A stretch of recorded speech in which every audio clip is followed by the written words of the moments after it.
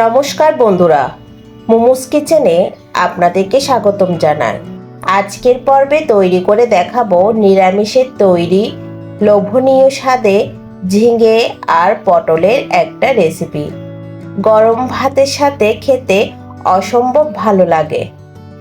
এক থালা গরম ভাত শুধু এই দিয়ে খাওয়া হয়ে যাবে। আশা করছি আজকের রেসিপিটাও ভালো লাগবে। এখানে আমি 3টা ঝিঙে খোসা ছাড়িয়ে এইরকম সাইজের কেটে নিয়েছি। সেম পটলও খোসা ছাড়িয়ে এইভাবে কেটে নিয়েছি। এরপর চুলাতে একটা পাত্র বসিয়ে দিয়েছি। এইবার এখানে পরিমাণ মতো তেল দিয়ে দিচ্ছি।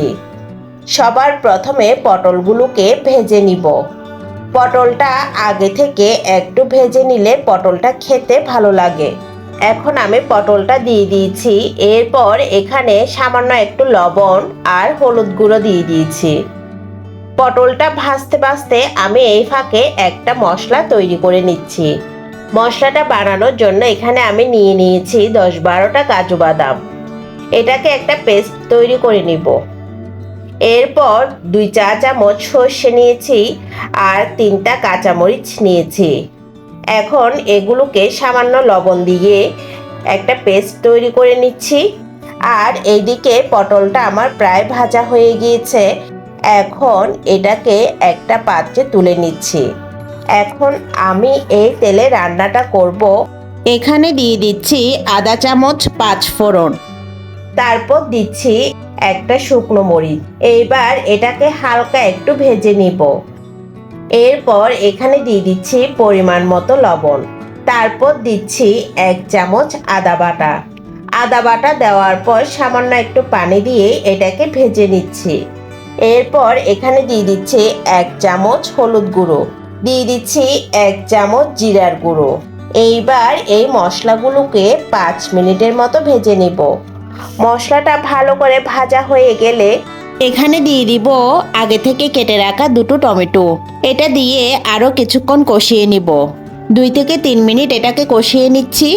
2 থেকে 3 মিনিট কষানোর পর এখানে দিয়ে দিব ভেজে রাখা পটল আর ঝিঙে।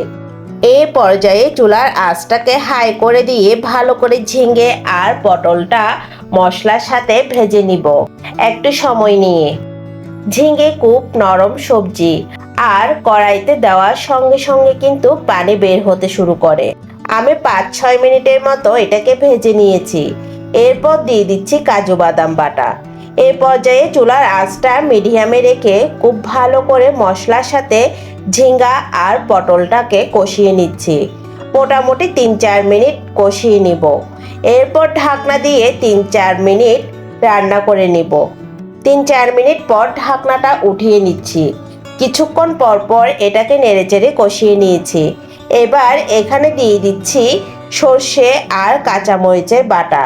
বাটাটাও খুব ভালো করে মিশিয়ে নিব। এরপর সামান্য একটু পানি দিয়ে দিব। 2টো গোটা কাঁচামরিচ দিয়ে দিচ্ছি। এরপর লো আছে ঢাকনা দিয়ে আরও 2-3 মিনিট রান্না করে নিব। 2-3 মিনিট পর ঢাকনাটা উঠিয়ে নিচ্ছি। এবার এখানে দিয়ে দিব 1 চামচ চিনি। আবারও একটু ভালো করে নেড়েচেড়ে নিচ্ছি। রান্নাটা প্রায় শেষের দিকে। এখন এখানে উপর থেকে দিয়ে দিব সামান্য একটু সরিষার তেল আর ধনেপাতা কুচি। আমার রান্নাটা কমপ্লিট হয়ে গিয়েছে। এখন চুলা থেকে নামিয়ে পরিবেশন করব। আপনারা দেখে নিশ্চয়ই বুঝতে পারছেন ঝিঙে পটলের নিরামিষ এই রেসিপিটা কতটা মজা হয়েছে। আশা করছি আজকের রেসিপিটাও আপনাদের ভালো লেগেছে। আর ভালো লাগলে লাইক, কমেন্ট, শেয়ার করার অনুরোধ রইল। আর আমার চ্যানেলটি সাবস্ক্রাইব করে আমাকে সাপোর্ট করবেন। পরবর্তী রেসিপি দেখার আমন্ত্রণ জানিয়ে আজকের মতো এখানেই বিদায় নিচ্ছি। সবাই ভালো থাকবেন, সুস্থ থাকবেন।